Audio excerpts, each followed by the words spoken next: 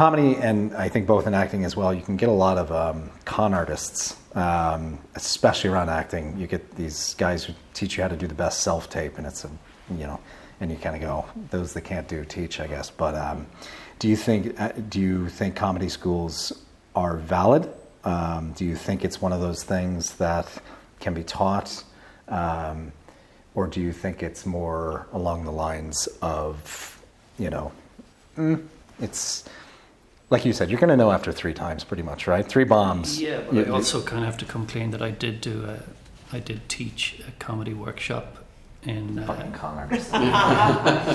And I was really self-conscious about doing it because it's nothing I ever wanted to do, and I don't think it's something that you can necessarily teach. But that doesn't mean you can't hear some advice about something, because we give each other advice in green rooms all the time. So if you put that all into one workshop, then the fact that you've called it a workshop, does that mean it's not valid anymore? So I was basically, there was a group of people in my hometown of Castlebar who were inquiring to the local arts theatre about doing a comedy workshop, and they asked me, and I was saying I'm not that keen on it, but eventually there was enough interest to do it, and I said I'll do it if we don't call it, learn stand-up comedy, teaching stand-up comedy workshop. Basically, the way I sold it to the people who were in the room with me on the first day was, I said that I've noticed a lot of things that work while I'm on stage and while I'm prepping my set over the last 10 years, and I've noticed a lot of things that don't work. And I'll just list out the ones that I think work, and we'll talk about them. And I list out the ones that I think normally don't work, and I'll talk about. So if somebody is like, what about the C word? Yeah. And I'm like, well, I've just noticed it doesn't work. I'm not telling you not to do it. I'm just saying over the few years I've been doing comedy, I don't think it works. Yeah. And somebody else is like, well, what about just freestyling and riffing on the front row? And I personally find if you're a beginner, it doesn't work more often than not. Whereas if you prep your set, and here's a few tips on prepping it, more often than not that works. So I wasn't trying to say, here's how to be funny, here's how to teach comedy. I made sure to let them know that I was literally just trying to make a list, trying to help them compile a list that will get them over their first few gigs. Because your first couple of gigs are the ones that you're going to quit in. So if you can help them overcome that hurdle, now they get a fair crack of the whip for gig 3, 4, 5. But the last thing you want is somebody saying, I took the mic out of the stand wrong, and I was reading my things off a page, and I hated my first gig and I'm never doing comedy again. Because you could go, like, somebody could have told you. Somebody could have told you how to move the mic in the stand. Someone could have told you, don't write it on a page, Or not to worry about certain things as well. Or not worry. I think it's Alison Spittle who still, or ease your nerves. Hands and, Someone could have told you how to ease your nerves, and you would be 2 gigs in now, and you mightn't have quit after your first. So what I found it useful for was, I guess it maybe confirms to you that you want to pursue something like this, and like Jer said, it may actually offer somebody that's never stood up in front of anybody to do or talk about anything, to actually experience that, because that's the first hurdle, right? So a lot of people find standing up and talking in front of a bunch of people that are sitting staring at you daunting. And for the first few classes, he just got us to talk. He said, stand up and say whatever comes on your mind. It doesn't have to be funny. And there was a really good exercise whereby he made 5 people stand up, and somebody would start talking, and another person, whoever was talking triggers something in another person's head, they start talking and the other person has to stop. So it even teaches you how to maybe take a step back and allow somebody else to come in on the conversation. So I think it's good for getting you to just talk. It's not going to make you funny, but it's going to maybe... It's also excellent early stage time. Yeah, you can cover the basics. Exactly. You literally just cover the basics, and after that, if people decide they want to do comedy, then fine. But at least they've got a chance now. And all of the things that you mentioned are there. Yes, they were all sort of mentioned towards the end once people were developing a 5-minute set and standing up. Then he went through all the practicalities and stuff like that, which was really good. But I think what I found it great as is, so I've stood up in front of an audience of 1,000 people and presented a PowerPoint presentation on something scientific, right? It is 10 times easier than memorizing a 7-minute set when you're expecting people to respond to you and react to you. It is a completely different, experience. And I think having the school to maybe test that out in a small audience in a safe place first is great for some people anyway, I suppose one is spitting knowledge and the other is performing, really. Well, yes, exactly. Yeah, and I think, again, just going back to the stage time, it's one of the hardest things. And if you're in Dublin, sure, you've got a few places, but there's actually not a lot. There's not a lot of places where you can just go, sign up, get on stage. I've heard, I don't know much about, I myself never did any of the, I did acting school and stuff like that, but I never did any stand-up.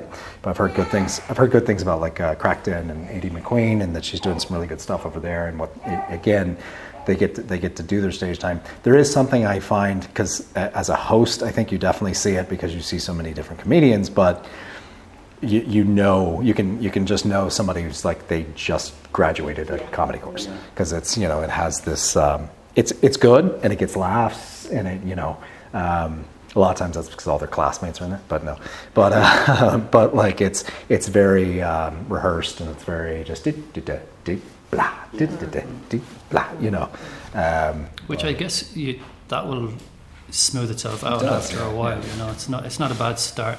No. And then it'll smooth itself. But I do think there's actually more stage time in Dublin now than there was 10 years ago. Oh, of course, absolutely. Like 10 years ago, we were calling clubs up in Cork and Limerick and Belfast and saying, if we fill a car with 4 comics and we split the petrol and you don't pay anybody, can we go and we all do 10 minutes each or whatever? Me, Martin Angolo, Keith Fox, Donald Vaughan, Steve Bennett. There was just a group of us who would, every weekend get in a car, and even if there was times I was doing most of the driving, but there was times when I couldn't, we'd get a different driver. There's times we had to borrow cars off friends and just get wherever in the country you needed to get to do your 10 minutes and come back home again. Yeah. Whereas now, it's kind of nice. You can email a club and say, can I do 5 next Tuesday? And there's a good chance you will. The only thing I'll say is that's definitely with experience as well, though. Because But I do think for somebody who's never done comedy before, it's a good time. Yeah. It's a very welcoming scene. Seeing a little bit of a boom. I mean, I remember seeing the same heads in like in Cheeky Monkey or even Comedy Hut, and all of a sudden there's new places opening up. There's new faces. I'm on Instagram way more than I'd like to be, but you do see new comedians pop up. Again, going back to women, we're seeing a lot more female comics. We're seeing a lot more comics that are in the LGBTQ community, which is actually something I want to bring around to you, Sinead. And if you don't mind me saying, when you started, you identified as lesbian, correct? Now you identify as non-binary. Do you find that comedy has all these categories, and do you find that trying to do comedy as non-binary, do you feel like you have to fit into some kind of category then and only talk about certain things, or does it change your approach to writing or anything along those lines? Do I think there is categories? Yes. I mean, there is specialist nights, or specialist, but you know what I mean, like there's niche nights and that kind of thing, of course, but no, one of the things I was very conscious of when I started was being funny in any room. And yes, I think I talk a lot about being queer and, certain experiences, but I also don't talk about that. And I mean, you've seen me do plenty of sets where I don't touch off that at all, so yeah. Set where you just talk about your feet. Yeah. And that's niche. There are 9. Yeah, UK 9. But yeah, so I do think it's important, obviously, and listen, when I was support act for Ashley Gavin, I walked out into a room full of 420 queers, and that was magic, you know what I mean? I was like, oh, this is actually the easiest gig I've ever done in my life. So yes, having your audience is wonderful, and your niche and all that, but I think when you're starting out anyway, the most important thing is the ability to be funny in any room to anyone. So whether, like Jesus, when I started, one of the toughest gigs I ever had was in East Cork. I was supporting Ross Brown, and so it was obviously a Ross Brown crowd, right? Like quite of a certain age, and generally, from a rural town, generally married, straight, with kids, etc. And there were like 3 lesbians in the back of a room of like near 100 people, and I died on my arse, except for the 3 lesbians down the back. So I was like, and I didn't have the material to like pull myself out of it, you know what I mean? Where now if I'm dying on my ass and something's happening like that, I'm like, right, okay, change tactic, we got this, we got the classics here. So I didn't have that at the time, so that was like quite an important lesson as well. Yeah, and if anyone wants to work on their crowd work, I would always suggest hosting a show. It does amazing things for your crowd work because you have to. Yes. But Molly, I want to start with you on this. In terms of writing styles and how they change or how they evolve, I suppose. I know a lot of comedians who have very similar. You can see that they have similar. If you've been in a writing room with them or whatever, you can see that they have a similar writing style, and then sure enough, they're similar on stage as well. You started off. You've done as a journalist, Irish Independent, Elle magazine, senior entertainment editor at Newsweek. Where do you go from that style of writing and bring it on to the stage? Does it completely change? Because obviously, I'm sure you want to get it a little tighter and a little, punchier. But I suppose the question is, do you see a major change in how you write for, say, a magazine versus how you're going to write for stand-up? Yeah. So usually when I'm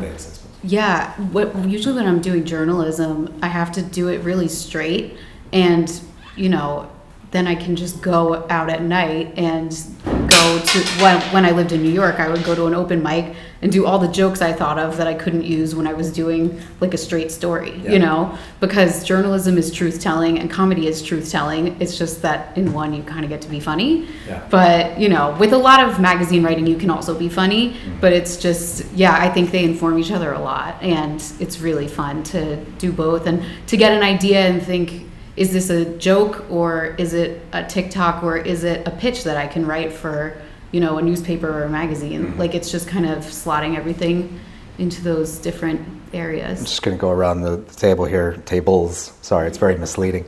Write it with a partner or write on your own?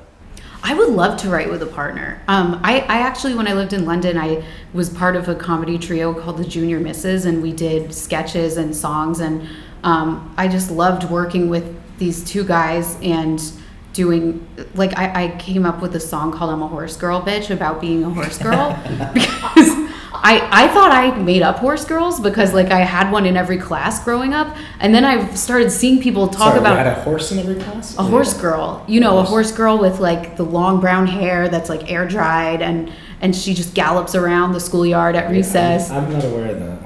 Horse girls to me were like the girls that really loved horses. Yeah. Okay. Yeah. So they terrify me. But anyway, continue. Yes, yeah. I had one at one school, and I was like, wow, this girl is totally unique. I've never met a horse girl before. And then I went to 4th grade in a different school, and I was like, oh my God, it's another horse girl. So I was like, every school has a horse girl. So I wrote a song about horse girls. And like, that was one of the things I did with these guys, because I don't know, I love writing music, and it's so much more fun with other people. Horse guys are a very different thing. Yeah.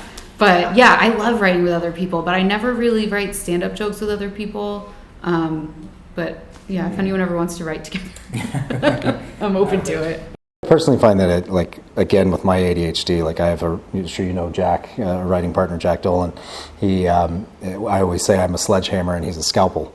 Because I will just blah, blah, blah, blah, blah, and he'll be like, you don't need that. Ha, that's hilarious. Keep that. You don't need, and even then, like, we did some script writing together, and script writing is very different, where obviously you're trying to make dialogue not sound forced. There's all sorts of other variables that go into it, and I find it now almost harder to write by myself if it hasn't been. I nearly want to just like throw it out to my producer Brian over there. Gets a lot of my random ideas. Jared, what do you say? Partner or on your own? Comedy, stand-up is the solo thing for me. Is it? Yeah, because it's always going to be something that happened to me or I thought I had, and I will run it by Martin or Keith Fox. Yeah, of course. Send a voice message. Is this funny? Has this been done? Or I can't get out of this story. Is there something you can help me out with to try and just get out of it? I need to finish it or whatever. Mm-hmm. 90% of the stand-up will be a solo thing, and then I'll always look outside for a little bit of a tip or a bit of advice from someone trusted. But then for script stuff, always double. I work with Martin Angolo on some scripts and doing a bit of work with Justine Stafford on a script. And basically the rules we have there is if we both laugh at it, it goes in. If only one of us laugh at it, it doesn't. Oh, very good. Shout out to Justine, who's on our next episode, by the way. Oh, great. Cool.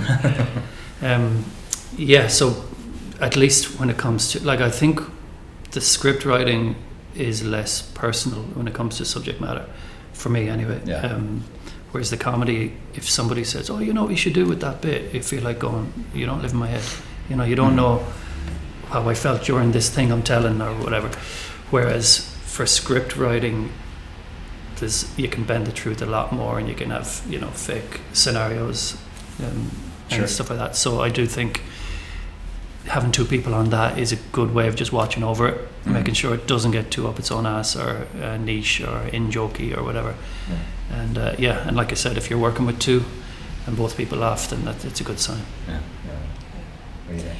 I think for the most part my stand-up writing would be a solo endeavour, but it, kind of similar to what Jer said, there are certain people I will happily take feedback from, and then other times you do get a bit spiky about it. But like, I've been lucky enough to be pally with Ben Verth for a few years now, and you gather some people in your life. You get even if it's only a small list. You gather people. There's a trust. There's a trust that comes into where it's like, okay, they know me. They know what I'm trying to do as well. And they know you. Like Keith knows me so well that I will give him an idea for one of my bits, and he'll go, "No, you wouldn't say that." Yeah. And he just let me know that it's not my bit.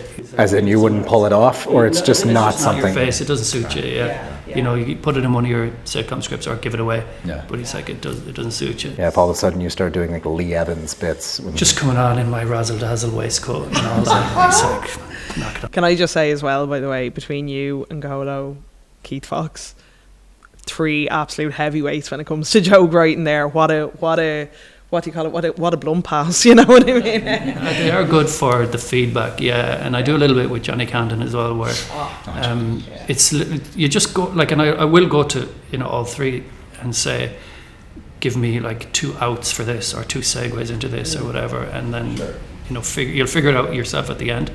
But I do like the fact that everyone comes at it from a different. Like I have written with people, not written, but I've had experiences where I've asked, you know, maybe the wrong person. And they're like, oh, you could just, you know, you could come in and act it out. And I'm like, you could come in and act it out. You know, you're good at that. You're good at jumping around the stage and freestyling and doing voices. I'm not. Something specific actually to you as well, because I find comedians that can allow pacing, comedians that can allow silence, I find it very hard. I find it like as soon as even though I know maybe the timing might work a little better if I just leave, you know, I find it better if I'm just kind of like hit, you know, and with your humor, or just with your style, it seems to have this great slowness to it, which I'm sure is part natural, but also just the spacing between setup and punchline, if you want to make it that simple. Seems to be something you've worked on, I imagine. Yeah, but also I think the audience has to allow you to do that, because if you're doing a show where you're going down okay and it's going well, you'll find yourself doing less material in more minutes, you know. Like I could have a 20-minute set written out and the audience are cold and I'm not delivering it really well and it's not an amazing gig, and I'll do 25 minutes into 20 what I think is 25. I'll do, you know, my 20 will come in at 15. I have to add 5 in at the end to get over the line. Whereas the gig is going well and you come off stage going, geez, I never even got to the last 5 minutes, you know. I've only done 15 there and I've come off at 20, you know, because they've allowed you, they were leaning in, they were listening, and they've allowed you to slow down. Whereas a tough gig will kind of speed you up. It's one of the worst feelings is when you forget that one joke too. You know, when you do well, it's fine. You can do well. Like I was in Kilkenny not too long ago and I did well, but then I went off and I was like, oh, the 9/11 joke, you know, or whatever. It's never bad to leave that out. But I've often forgotten callbacks, and not even the good part, not even the punchline part. I've forgotten to set it up. And then I'm wondering why everyone's looking at me when I hit the punchline and nobody's laughing. Oh yeah, I never told you. Yeah. Or when you're getting to the punchline that's a callback and you're scrambling because you're like, fuck, I never set this up, you know, and you got to think. Just end it with, exactly. Should have been there. Yeah. But one of the to kind of what you were saying about pacing, I think is so important, especially for newer comedians. I think it's something that, you know, I always say let them laugh and stuff. But one thing I think is totally overlooked all the time is dynamics within a set. Yeah. And I think newer comedians or younger comedians do fall foul of as you kind of said there. Yeah. But I'm like, one thing I love incorporating into a set is not just slow fast, but like loud quiet. Sure. Because exactly as Jerry said as well, when you're like doing well and they're leaning in, be quiet a little bit, make them listen a little bit harder. And then, you know, when you're getting to a point where you do want to amp up the energy, and I think it's so important over the course of a longer set, like a 20, a 30, an hour show, you have to have dynamics in there. I think that's been definitely like a secret weapon of mine that's kind of kept them hooked in for the longer sets and shows. I've learned more in this hour than I have in the 10 weeks at the School of Acting. This is fantastic. Did you hear that, GSA? More here. Yeah. It's funny because my family has given me all my material to date. And, you know, throughout, my daughter's 17, my son is 14. For some reason, I kid you not, I have this virtual notepad that I started jotting funny things that they did throughout their childhood about 5 years ago. I said, I need to remember this because it's really funny. And I don't know when I'll use it, but I'll use it at some stage, which has really kind of, you know, I've probably got an hour's worth of stuff that I can put in. There's a lot of dynamics, Palestinian Irish, the kids being, you know, mixed and all of that. And I bounce things off my wife, and 90% of it she finds not funny. Yeah. So when she thinks something is funny, I know it's really funny. Like, she has such a high threshold, she's sick of hearing about it. So it's a nice bouncing board, because you'll figure out the balance and when to just stop doing that. And of course I have to ask for, can I say this about you? Can I say this about your dad? You know, can I say this about your mother? But I found with some of that, I would bounce things off non-comedians, you know, partners and friends, and sometimes they'll say, no, it's just not funny.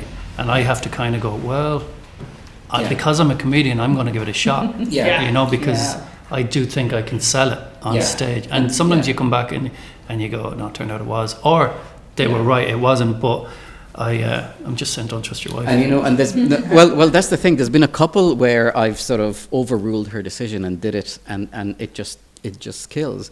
But what I also found is, you know, you do your 5-minute set or whatever, and I think this bit and this bit are the best, and they get almost no laughs. And the things that I'm sort of flippant about get a lot more laughter. It's probably because in my mind I'm trying to set up the jokes maybe a little bit too artificially, and then they come out stage. Whereas the ones that I'm don't really not care about, but don't really sort of worry about, they're the ones that I'm like, oh, I didn't realize that this is funny. Harnessing that is where I think where the progression came at the start for me anyway.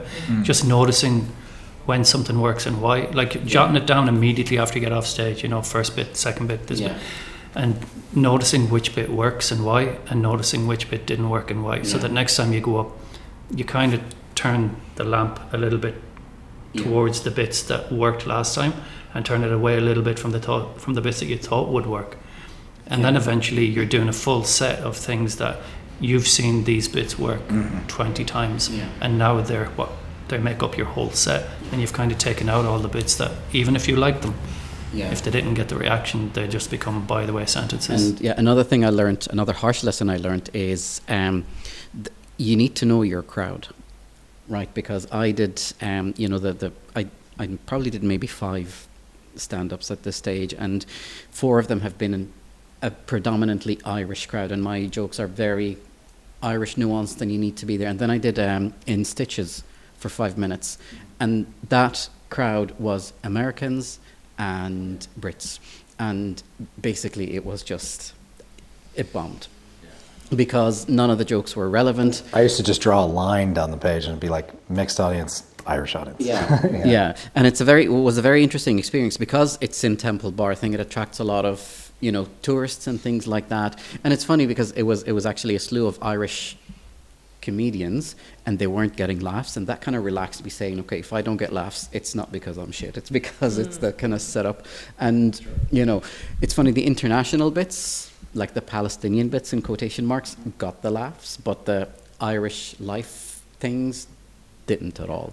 You know, Yeah, so it's why I like a good country out to go out in country now and again. Yeah. Because then you will get this kind of all Irish audience, and you can Yeah. test. Like I have a whole bit about when I first was living in Kilkenny, when I first moved to Ireland, and there was a guy in a Kilkenny jersey fighting a guy in a Wexford jersey, and I knew nothing about what was going on. And the Kilkenny guy looked at the Wexford guy and he goes, "Your sister's a strawberry picking cunt." I didn't know what that meant. I thought it meant that his sister had red hair. That was my honest, like, you know, and I do that in a bit. Very niche. Very, yeah. Yeah. And I use that in a bit, and if I try to do that in stitches, and it's just a bunch of Americans are like, "Well, does it?" You know, they don't. I know I'm lost. Yeah. Exactly. Oh, sorry. Yeah. So there you go. So in Wexford, they have a very large strawberry industry. Oh. So that was the. It's She was. yeah. Apparently, she wasn't great. So you did some. Actually, there is one thing I want to do, and I don't want to do like games or anything like that in here, but I do want to see if anybody can guess. I have a picture 20 years ago of of an Irish comedian, and I just want to see if any of you guys can guess who that might be. David O'Doherty. No, it's not Martin N'Golo. That's the only hint that I'll give you. I have no idea. Dylan Moran. Oh, is that it's Byrne. Ed Byrne. No. You look exactly like him. Oh my god. Exactly like who? Like Ed Yoko Byrne. Ono, right? Yoko, yeah. That is incredible. Where did you get that? Yeah. Where did you get it? From him. Amazing. Yeah. That was A fellow in CAD connection. Suits Day. Does anyone remember Suits By Day? the way, this is my Christmas present Suits to like Martin. Megan. Yeah. We did have Flagging Day when I was growing up, which is when we went to Portmarnock Beach, drank a load of cider, and dressed in suits. But Yeah, well, we'd had it for our last day of school. So before you're leaving cert, you're 18, 17, 18, everyone comes in suits for a mass. And you do your mass and then you go having drinks in town or whatever. But we call it Suits Day. It's And called Suits Day. Yeah. It's so cute. And I told my mother I wanted to dress in a full white suit, and she was like, "Oh, am I gonna?" Because she felt, I'm gonna have to make this happen for him. So I bought like a cream suit, and she spent weeks like putting it in bleach. And yeah, and then A lot of people at Charlie Kirk's funeral did the same thing. fair play to her. She pulled it off. That's really nice. you look like the Liverpool team in the it was the FA Cup final. Yeah, what was it? Was it the? Thank you. Yes, yeah. Was that 98? Did you say? 95. So I think just lastly, we'll just go around and you can just look at the camera and say maybe what you have coming. What do I have coming up? Taking care of babies. That would be a great time to announce the pregnancy. Oh my god. Is there any links or anything like that you want in the YouTube bio? Yeah, my Instagram at Molly Mulshine, and I have a Substack now, Okay. which I am going to update at some point when I'm not taking care of a baby. Thank you for letting me bring my baby. I'm so sorry. I'm so glad you brought the baby. It's been restorative. There must be something. I don't know. I go on Michelle Collins' podcast a lot. It's on Patreon. It's so funny. She's like the funniest person alive. And I'm going to start a new podcast in the new year, I think, but I have to figure it out. So, Cool. Instagram. Watch this space. Yeah. Jared, how about yourself? I'm torn at the moment, so go on my website or my Insta, see if I'm in your town and buy tickets. Especially if you're in the Netherlands. Rotterdam is selling a bit slow at the moment, so anyone in the Netherlands. There we go. I'm on tour. Bye Bye Baby. Keep an eye out for it. You can get the dates on Instagram as well. So Sinead Walsh Comedy. Yeah, and again, all of these will be in the links in the bios for both the YouTube as well as Spotify. Well, my gigging spot, which is usually the hut, has been shut down for a while, so I've nowhere to go. Yeah, I've nowhere to go, so I've no tours, but I am the host of the Baby Tribe podcast. So if you are a parent with young kids, it's the podcast for you. You can follow me on Instagram for baby-related rants as well. That's great.